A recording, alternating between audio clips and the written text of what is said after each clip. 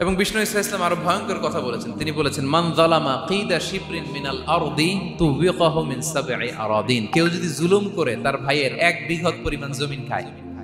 1 বিঘত চিনেন তো?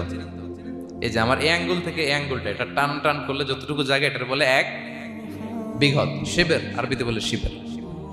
হ্যাঁ, মান যালামা কিদা শিবর। বিষ্ণু বলেন এই 1 শিবর, 1 বিঘত জমি যদি কেউ অন্যায়ভাবে জুলুম করে তার ভাইয়ের কাছ থেকে খায়, কিয়ামতের দিন তুবিকা আলাইহি সাবউ আরাদিন, এই 7 জমিনকে আল্লাহ তাআলা তার ঘাড়ে চাপাবে। খা এবার, খা।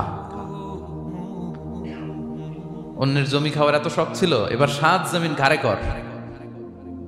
কিয়ামতের ময়দানে আপনার দেহটারে বিশাল আকৃতির করা হবে, এই 7 জমিনকে আপনার কাঁধে তুলে দেওয়া হবে। এজন্য আমরা অন্যের রাইটস, অধিকার যেন নষ্ট না করি, কারো উপর যেন জুলুম না করি, কোনোভাবেই না। আমরা নানাভাবে এই জুলুমটা করি। আমরা